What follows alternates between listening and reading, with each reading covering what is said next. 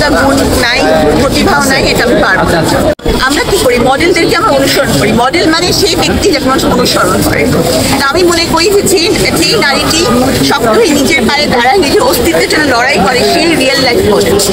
Sir, তারপরে নির্বাচিত ঘোষ, যে সময়টা লেখক ছিলেন ওই সময় কিন্তু পাঠক অনেক বেশি ছিল, মানে তারা বই পড়তে পছন্দ করতেন। মানে আমরা দেখেছি যে আমরা হাতে একটা মানে গল্পের বই না থাকলে মনে হতো নিজেকে একটা অসম্পূর্ণ মনে হতো, কিন্তু এখন গল্পের বই বদলে হাতে চলে এসেছে মোবাইল।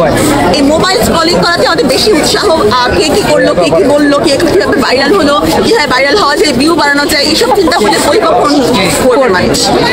এটা একটা কারণ। আর লেখার মান তো মানে হুমায়ুন আহমেদ স্যারের লেখার মান তো অসাধারণ, আমি আর কিছু বলতে চাই না। তো আমি যেটা মানে লেখা শুরু করেছি, আমি বলবো যে হুমায়ুন স্যার কিন্তু প্রচন্ড পড়তেন, ওনার বিভিন্ন বিষয় ওনার পড়ার অনেক বেশি নলেজ ছিল।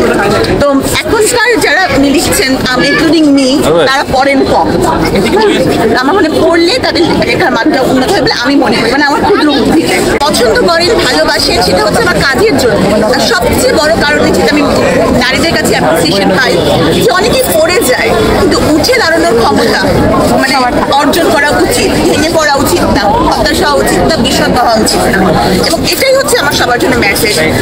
আমার সাফল্য তখনই হবে যখন একটু হলো মানুষের কাজে লাগবে। একটা মানুষ যেমন হচ্ছে যে আমার সাথে মানে কারাগারের জীবনে আমার সাথে পেশার পর বা 3 জন মানুষ অন্তত একেবারে যারা ড্রাগ অ্যাডিক্ট ছিল ড্রাগস ছেড়ে দিয়েছে, আমি মনে করি এটা আমার সাফল্য। তো বন্দিনীর সাফল্য তখনই হবে যখন মানুষ অপরাধ থেকে দূরে থাকবে, এক। আর আরো বড় সাফল্য তখন হবে যেমন বন্দিনীরা যখন সংশোধিত হয়ে কোনো কাজ করে খেতে পারবে, সমাজ তাদেরকে বুড়ো কথা শোনাবে না, উপেক্ষা করবে না, উপহাস করবে না, তখন হবে বন্দিনীর সাফল্য। আমার এরকম হিসাব নেই, তবে টোটাল 3 দিনে না, টোটাল 6 দিনে 1000 কপি শেষ হয়ে গেছে। 6 দিনে।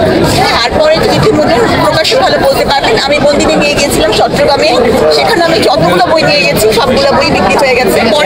পরে আর আমি পাঠকদেরকে বই দিতে পারিনি।